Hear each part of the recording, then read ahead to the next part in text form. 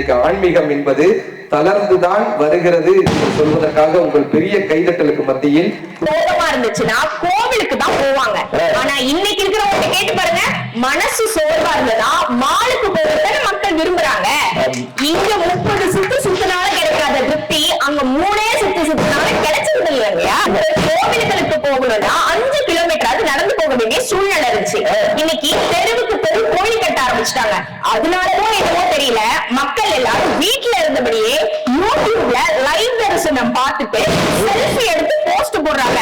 இதுல தமிழ்லைன் என்ன தெரியுமா? டிஸ்டன்ஸ் குறைஞ்சாலும் பக்தி குறையலன்னு போடுறாங்க. ஐயா, இதுல இருந்து என்ன தெரியுது? கோவில்கள் வளர்ந்துட்டு தான் போகுது, ஆனா பக்தி தான் குறைஞ்சிட்டு போகுது. வேலை பின்னாடியும் பணம், பாட்டி, பதவி, புகழுக்கு பின்னாடி ஓடுறதுனால பக்திக்கெல்லாம் நேரமே இல்ல. இது மட்டுமா? இன்றைய தலைமுறைகள் கேள்வி கேட்கும் தலைமுறைகளாக மாறிவிட்டார்கள். நம்ம ஏதாவது சொன்னா ஏன், எதுக்கு, ஏன் செய்யணும் அப்படின்னு கேக்குறாங்க. கொஞ்சம் யோசிச்சு பாருங்க. முன்பு இருந்த கோவில்கள் ரொம்ப சேஃபான பிளேஸா யோசிச்சோம். இன்னைக்கு அப்படியா? கோவில்கள்ல வண்டி நகைக்கான போகுது, வீடுகள் நாய்கள் ஜாக்கிரதைன்னு எழுதி போட்டு போகி கோவில்கள்ல குழந்தைகள் ஜாக்கிரதைன்னு எழுதி போட வேண்டிய சூழ்நிலைக்கு தள்ளப்பட்டு விட்டு இருக்கோம்.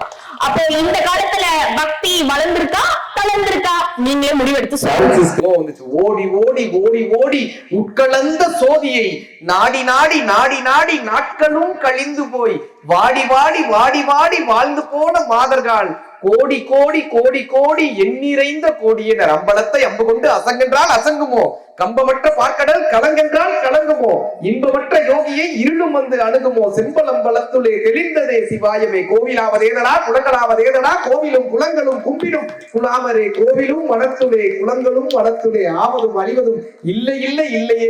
பண்டு நாள் பறித்திருந்த பன்மலர்கள் எத்தனை, பாலிலே ஜெபித்து விட்ட மந்திரங்கள் எத்தனை, விண்டராய் தெரிந்த போது இறைத்த நீர்கள் எத்தனை, மீள வந்த சிவாலயங்கள் சூழ வந்தது எத்தனைன்னு கேட்டார். அப்ப இந்த ஆன்மீகம் என்பது அர்ப்பணிப்போடு இருக்கிறதான்னு ஒரு அற்புதமான ஒரு கேள்வி வச்சிருக்காங்க. அர்ப்பணிப்போடுதான் ஆன்மீகம் இருக்கிறது என்று சொல்வதற்காக பக்தி அப்படின்னாலே 63 நாயன்மார்களை உள்ள கொண்டு வந்துருவாங்க. அதுல அன்பின் அடியவர் அப்படின்னு சொல்லக்கூடியவர் நம்ம கண்ணப்பர். கண்ணப்பருடைய கண்ணை கால் எடுத்து வச்சு கண்ணை இது பண்ணாங்க. எல்லா கதையுமே நமக்கு தெரியும். இது ஒரு ஆய்வாளர் திருப்பி திறனாய்வு பண்றாரு. அவர் எழுதுறாரு, முதல் கண்ணை எடுத்து வைக்கும் போதே சிவபெருமான் தடுத்திருக்கலாம்ல, ஏன் தடுக்கல அப்படின்னு அந்த கேள்வி கேட்கிறாரு. அதுக்கு அவர் பதில் சொல்றாரு, முதல் கண்ணை வைக்கும் போது சிவபெருமானுடைய கண்ணா இருந்துச்சு, அதுல ரத்தம் வழிஞ்சுகிட்டு இருந்துச்சு. இவர் கண்ணை எடுத்து கண்ணப்பருத்தனுடைய கண்ணை முதல்ல வச்சுட்டாரு. அடுத்த கண்ணை வைக்கும் போதுதான் கால் அந்த இடத்துல வச்சுட்டு இன்னொரு கண்ணை எடுக்க போறாரு. அப்போ அவரை பார்த்தது அந்த கண்ணப்பருடைய கண்ணுதான் சிவபெருமானுடைய இடத்துல இருந்து பார்த்தது. கண்ணப்பரினுடைய கண் ஒருபோதும் ஒருவர் கஷ்டப்படுவதை ஏற்காது, அவ்வளவு அன்பின் அடையாளமாக திகழ்ந்தாரே. அதனாலதான் கண்ணப்பரை இன்னைக்கு வரைக்கும் பேசிட்டு இருக்கார். அப்படிப்பட்ட கண்ணப்பரினுடைய விழாவை கொண்டாடுவதற்காக காரைக்குடியில் இருக்கக்கூடிய குன்னக்குடி அடிகளார்ட்ட போய் கேட்கிறாங்க, உங்களுக்காக ஒரு விசேஷம் நடத்தலான் இருக்கோம், நம்ம கண்ணப்பருக்காக நிறைய அவருடைய படத்தெல்லாம் போட்டு காட்டுறோம், அவரை பத்தின விஷயங்கள் எல்லாம் சொல்றோம், நீங்க இறுதியா பேசி முடிச்சு கொடுத்தீங்கன்னா நல்லா இருக்கும் அப்படின்னு. அப்ப அந்த ஐயா என்ன தெரியுமாங்க சொன்னாங்க, கண்ணப்பர் உலகத்திலேயே முதல் கண் மாற்று அறுவை சிகிச்சை நிகழ்ந்ததே இந்த கண்ணப்பராலதான். அவருடைய விழாவை கொண்டாடுறதுக்கு இப்படி தண்ட செலவு பண்றதை விட்டுட்டு ஒரு 4 பேருக்கு கண்தானம் கொடுத்தீங்கன்னா சொல்லுங்க, நான் அந்த முகாமை திறந்து வைக்கிறேன்னு சொல்றாருன்னா இந்த இடத்துல தானங்கயா இருக்கு பக்தி. பக்தி அப்படிங்கிறது ஆடம்பர செலவுகள் இல்லை, அலங்காரங்கள். இன்றைக்கு ஆன்மீகம் என்பது தளர்ந்துதான் வருகிறது என்று சொல்வதற்காக கொலசாமி இருக்கு, அது பாத்துக்கோ, நீ பார்த்து பத்திரமா போயிட்டு வா அப்படின்ட்டு வேப்பலைய கொண்டு போ, சாமி கூட வரும்னு சொல்லுவாங்க. ஆனா இப்போ லைவ் லொகேஷன் ஷேர் பண்ணு, இந்த ஆப்ல இந்த நோட்டிபிகேஷன் ஆன் பண்ணிக்கோ அப்படின்னு சொல்றாங்க.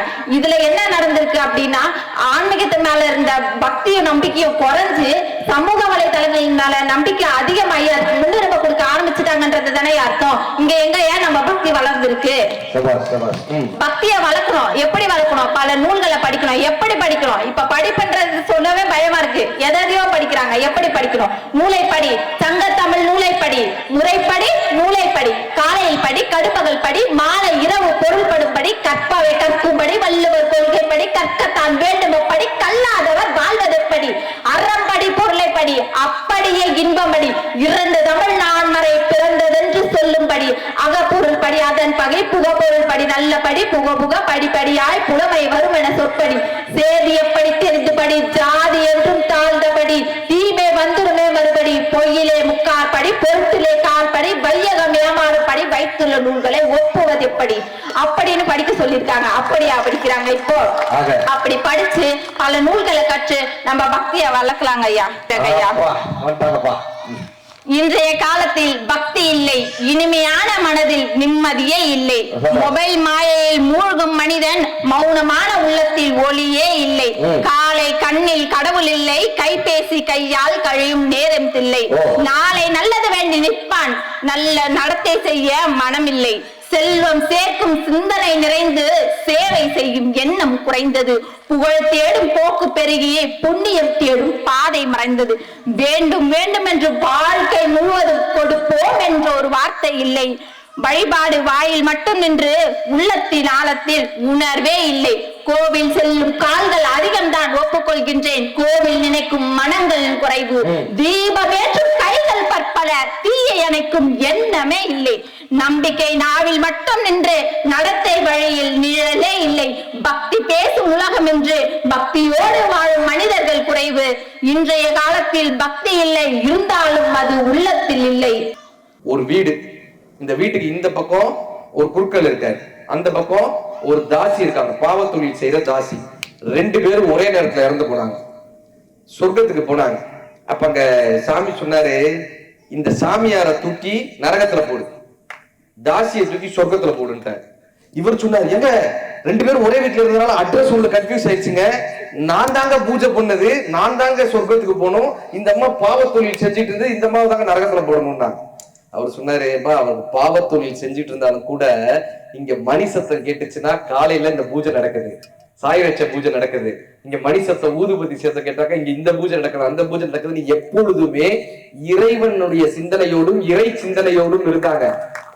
ஆனா நீ என்ன தெரியுமா பண்ண, காலிங் பெல் அடிச்சா இந்த ஜமீன்தார் வந்திருக்காரு போல, அடுத்து மணி அங்க வீட்டு கதவு தட்டுற சத்தம் கேட்டுச்சுன்னா இந்த பண்ணையார் வந்திருக்காரு போல. நீ எப்பயுமே மனதளவுல அழுக்காகவே இருந்த. அவங்க எப்பொழுதுமே மனதளவில் தூய்மையாக இருந்தார்கள். உடலில் அழுக்காக இருந்தாலும் மனதில் தூய்மையாக இருந்தார்கள். நீ உடல் அளவில் தூய்மையாக இருந்தாலும் மனதளவில் அழுக்காக இருந்தாய், அதனால் உன்னை தூக்கி நரகத்தில் போடுகிறேன். ஓஷா முருகனுடைய பேரு, முருகனுடைய கோயில் பேரே வேல்கோட்டம் தான் பேரு. வேல் கூர்மையா இருக்குமா, அகலமா இருக்குமா, ஆழமா இருக்குமா?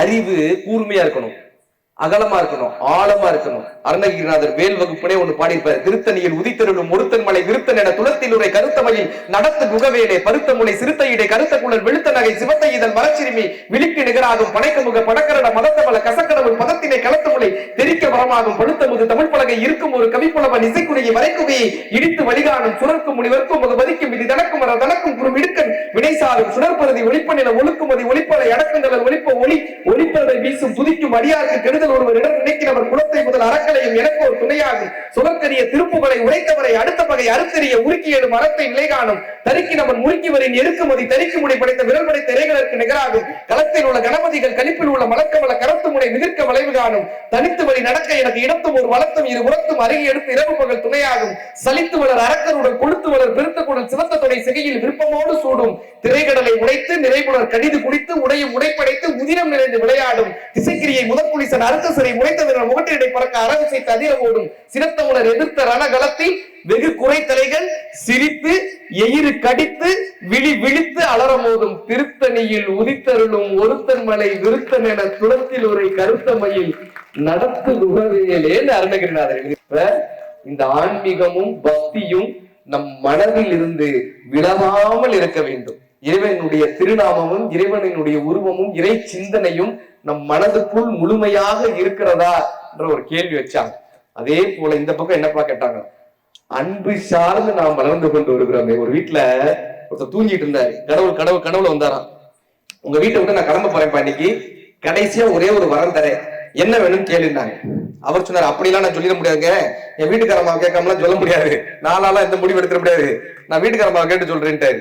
மறுநாள் வந்து வீட்டுக்காரம்மாட்ட கேட்டாரு, இந்த மாதிரி வந்தாங்க என்ன கேட்கலான்னு.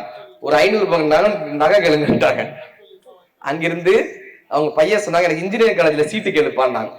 பொண்ணு சொன்னா எனக்கு அமெரிக்கா மாப்பிள்ளையா கேளுப்பான்னாங்க. அந்த வீட்டுல இருந்த வயசான பாட்டி சொன்னாங்க, அதெல்லாம் கேட்காதப்பா, நம்ம வீட்டுல எப்பயுமே ஆனந்தமும் சந்தோஷமும் மகிழ்ச்சியும் நிம்மதியும் வேணும்னு போய் கேளுப்பாங்க. இப்ப இறைவன் கனவுல வந்த உடனே இவர் கேட்டாரு, என்னுடைய வாழ்க்கையில் எப்பொழுதும் ஆனந்தமும் சந்தோஷமும் மகிழ்ச்சியும் நிம்மதியும் எங்க வீட்டுல வேணும்னு கேட்டாரு. இறைவன் சொன்னாரா, உங்கள் வீட்டில் ஆனந்தமும் சந்தோஷமும் மகிழ்ச்சியும் இருந்து விட்டால் நான் ஏன் உங்கள் வீட்டை விட்டு செல்ல போகிறேன், நான் எப்பொழுதும் உங்கள் வீட்டிலேயே இருக்கிறேன்னு சொல்லிட்டு போனான்.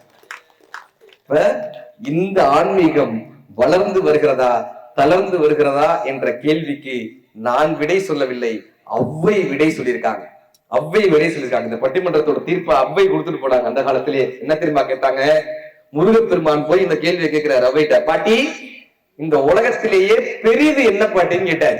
பெருசு என்னன்னு கேட்டாங்க. அவ்வை சொன்னாங்க, இந்த ஒரு பாட்டை சொல்லி தீர்ப்பு சொல்லிடுறேன். பெருசு என்னன்னு கேட்டாங்க.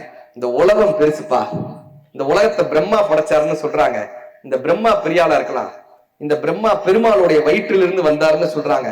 ஒருவேளை பெருமாள் பெரியவரா இருக்கலாம், இந்த பெருமாள் பார்க்கடல்ல துயில் கொள்றதா சொல்றாங்க, பார்க்கடல் பெருசா இருக்கலாம். இந்த பார்க்கடலை அகத்தியர் கமண்டலத்துல அடங்கிட்டாராம். அப்ப அகத்தியருடைய கமண்டலம் பெருசா இருக்கலாம். அப்படி விஷுவலைஸ் பண்ணிட்டே வாங்க. இப்ப இந்த கமண்டலம் பூமியில இருந்து செஞ்சதா சொல்றாங்க. இந்த பூமி ஆதிசேஷனுடைய தலை மேல் இருப்பதாக சொல்றாங்க. ஆதிசேஷன் பெரியவரா இருக்கலாம். அந்த ஆதிசேஷனை உமையாள் தேனுகாம்பாள் என்ன பண்ணிட்டாங்க, அப்படி சுற்றி மோதிரமா மாட்டிக்கிட்டாங்க. ஒருவேளை உமையாள் பெரியவளா இருக்கலாம். இந்த உமையால சிவபெருமான் என்ன பண்ணார், உடம்புல பாதி கொடுத்து தன்னுடைய ஆக்கையில் பாதி கொடுத்து நீதி சிவன் பாதி சிவன் ஆனார். ஒருவேளை சிவபெருமான் பெரியாளா இருக்கலாம். ஆனா அந்த சிவபெருமானையே சக மனிதர்களுக்காக உண்மையாக தொண்டு செய்யறாங்கல்ல தொண்டர்கள், அவங்க தன்னுடைய இதயத்தில் அடக்கி வச்சுட்டாங்கப்பா. எனக்கு தெரிந்து இந்த உலகத்தில் தொண்டர்கள் தான் பெரியவர்கள் என்று நமக்கு பெரிது பெரிது புவனம் பெரிது புவனமோ நான்முகன் படைப்பு நான்முகனோ கரியமாள் உந்தியில் தோன்றினோன் கரியமாளோ அலைகடல் துயின்றோன் அலைகடலோ குறுமுனியின் கலசத்து நடக்கம் கலசமோ புவியீர் சிறுவன் புவியோ அரவனுக்கு ஒருதலை பாரம் அறமோ உமையவன் சிறுவிரல் மோதிரம் உமையோ இறைவனின் பாகத்துள் ஒடுக்கம் இறைவனோ தொண்டர்தம் உள்ளத்துள் ஒடுக்கம் தொண்டர்தம் பெருமையை சொல்லவும் பெரியதோடு நம் தமிழ் கற்றுக் கொடுத்தது. அப்படியாக இன்றைய காலகட்டத்திலும் தொடர்ந்து இந்த ஆலயத்திற்கு வரக்கூடிய பக்தர்கள் சிரமப்பட்டு இருந்துவிடக் கூடாது என்பதற்காக, அவர்களுடைய பாதங்கள் நோகிவிடக் கூடாது என்பதற்காக அந்த வெள்ளை சுண்ணாம்பை அடித்து அவர் தான் சொல்லுவார், இந்த மனித வாழ்க்கை எப்படிப்பட்டதுப்பா, நாங்க வாழ வயதாகி அழகாகி மதனாகி படி வாணிபோடு ஆடி மறுநாடி விளையாடி விழல் வாழ்வு சதமாகி மன கூடமோடு பொருள் தேடி வாசனை புழுவோடு மலரோடு மனமாகி கமல் வாசனைகளாகி விட மாதவோடு கூடி அவர் ஆசைகளிலே சில நாள் போய் தோல் திரைகளாகி நிறைகளாகி இரு கால்கள் தடுமாறி செவிமாறி பசு பதி பாசம் சூழ் கதிகள் மாறி சுகமாறி தடியரோடு திரி ஒரு நாளில் சூளை சொறி வாதமோடு நீரழிவு சூளமென கசுமலம் என நாரி உடல் அழிவேனோடு அருணுகிறார் கேட்டார். கசுமலமாக போகக்கூடிய இந்த மனித வாழ்க்கையை ஆன்மீகமும் பக்தியும் தொண்டும் தான் அர்த்தமுள்ள வாழ்க்கையாக மாற்றுகிறது. அப்படியாக இந்த தொண்டர்கள் இருக்கக்கூடிய இந்த பூமி மாடம்பதி என்கிற எங்கள் மாடம்பாக்கம் பூமி ஆன்மீகம் வளர்ந்து வருகிறது என்பதற்கான மிகப்பெரிய சாட்சியாக இருக்கிறது. 10 மணி ஆனாலும் கூட பக்தியோடும் ஆன்மீக நெறியோடும் இந்த நல்ல சிந்தனைகளை கேட்க வேண்டும் என்று அமர்ந்திருக்கக்கூடிய இந்த பக்தர்கள் எல்லாம் ஆன்மீகம் வளர்ந்துதான் வருகிறது என்பதற்கு சாட்சியாக அமர்ந்திருக்கிறார்கள். இந்த பக்தர்களை கொண்டு இந்த தொண்டர்களை கொண்டு இந்த கோவிலினுடைய அடியார்களை கொண்டு இங்கு வந்து சேவை செய்யக்கூடிய அத்தனை பெரியோர்களுடைய திருக்கமல பாதங்களை சொட்டு சொல்கிறோம். இன்றைய சூழ்நிலையில் ஆன்மீகமும் பக்தியும் வளர்ந்துதான் வருகிறது நேரத்தில் சொல்லி அற்புதமான இந்த பட்டிமன்றத்துக்கு வாய்ப்பளித்த அனைத்து நல்ல உள்ளங்களுக்கும் நன்றி பாராட்டி வாழ்க வாழ்க வாழ்க.